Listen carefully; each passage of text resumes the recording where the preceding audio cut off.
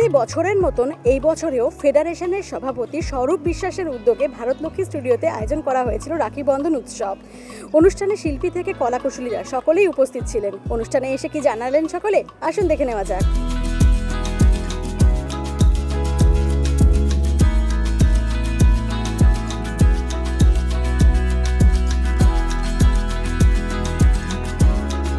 পবিত্র রাখি বন্ধন উৎসবে সবাইকে স্বাগত জানাচ্ছি।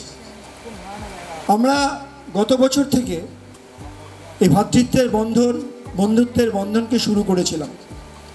আমরা বলেছিলাম যে আজ আমাদের পবিত্র রাখি বন্ধন স্টুডিওর ফ্লোরে গড়ে উঠুক হৃদয়ের মেলবন্ধন।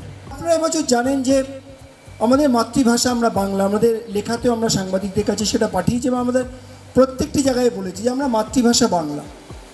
কিন্তু এই বাংলা বা বাঙালিদের উপরে যেভাবে আজকে বিভিন্ন জায়গা থেকে আক্রমণ হচ্ছে তার আমরা তীব্র প্রতিবাদ করছি এবং এর জন্যই আমরা এবছরের বলেছি যে বাংলা ভাষার অপমান মানে মায়ের অপমান।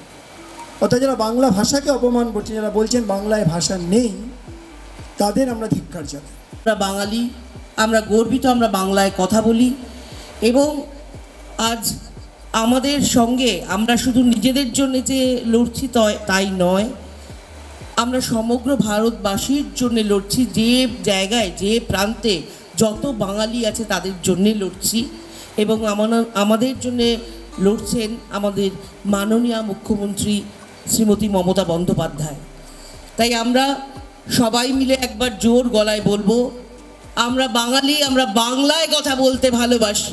22শে শ্রাবণ গেছে গতকাল, তাই রবীন্দ্রনাথ ঠাকুরকেই স্মরণ করব। আর সম্প্রীতি যেন থাকে আমাদের সবার মধ্যে, বাঙালির যেটা গর্ব এবং ধর্ম। আমরা অত্যন্ত গর্বিত যে আমরা বাঙালি, আমরা বাংলা ভাষায় কথা বলি, আমরা বাংলায় গান গাই।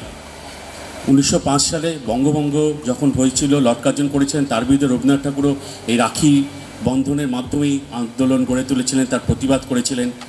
আমরা বিশ্বাস রাখি বাংলা ভাষায় কখনো ভাগ করা যাবে না এবং এই পবিত্র দিনে আমরা সবাই শপথ নিই, বাংলা আমাদের গর্ব, আমরা বাংলা ভাষাতেই কথা বলবো এবং বাংলা ভাষায় যেন আমরা আরও গর্ব করে বলতে পারি আমরা বাঙালি। থ্যাংক ইউ জানাতে চাই স্বরূপদাকে, ফেডারেশনের পুরো টিমকে একটা এত ভালো ইনিশিয়েটিভ নেবার জন্য, অ্যান্ড যারা যারা এখানে প্রেজেন্ট আছেন সবাইকে। এটাই তো আমার মনে হয় সবথেকে বড় ফেস্টিভ্যাল, কারণ আমরা একে অপরকে সাহায্য করি এবং সেভাবেই একটা বড় কাজ হয়।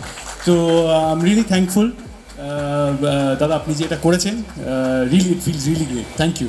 আর ভীষণ ভালো লাগছে কি আমি এখানে আসতে পারছি, এত বড় বড় ব্যক্তিদের সাথে এইটুকু সময় কাটাতে পারছি, আমার জন্য এটা অনেক বড় পাওনা। অত্যন্ত সৌভাগ্যবান মনে হয় এরকম অনুষ্ঠানের অংশ হতে পেরে, এবং সবাইকে শুভ রাখি পূর্ণিমা। সবাই সবার রক্ষা করুন, সবাই সবার পাশে থাকুন। এরকম একটা দিনে আমরা সবাই যে একসাথে আসতে পেরেছি এবং আমরা সবাই এরকম রাখি বন্ধনের মতো একটা ভ্রাতৃত্বের উৎসবে একসাথে রয়েছি এবং আমরা যারা শুধুমাত্র বাঙালি তারা মাত্র এখানে নেই, যারা বাংলায় কাজ করেন এবং এখানে যারা প্রডিউসার রয়েছেন, যারা চ্যানেলে রয়েছেন, তারা কতটা মনে প্রাণে বাঙালি, তারা নন বেঙ্গলি হয়েও সেটা আজকে তার প্রমাণ আমরা এখানে দাঁড়িয়েই পেয়েছি। এবং এই বন্ধন, এই রাখি বন্ধন উৎসব প্রতি বছর এরমভাবেই চলতে থাকুক।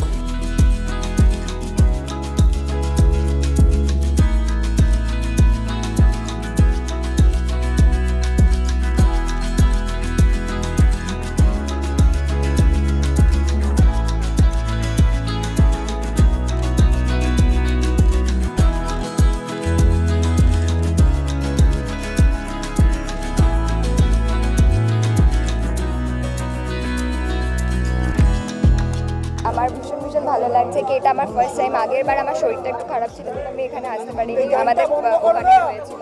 কিন্তু এই বছর যে পারলাম এখানে আসতে, এত মানুষের সাথে দেখা হলো, এই রাখি উৎসবটা পালন করলাম আমরা এত সুন্দরভাবে। সকালে এসেই সবাইকে রাখি পরিয়ে মিষ্টি মুখ করে আমরা দিনটা শুরু করলাম, খুব ভালো লাগছে। এমনি বাড়িতে কাউকে রাখি পরানো, আবার ভাই আছে, ভাইকে গিয়ে বাড়িতে পড়াবো। ও সকালবেলায় ঘুম থেকে উঠতে পারেনি, ওকে আর জ্বালায়নি, তো বাড়ি গিয়ে পড়াবো। আর হ্যাঁ, এখানে সেটে পড়ানো হবে সবাইকে। তো ওটাই, ওর আমি গিফট চাই, আমি ছোট হয়ে যাবো। আমি বলছি আমি রাখি পরাবো, তুই গিফট দিবি। গিফট সারা বছর আমি ওকে দিই, ও দেবে।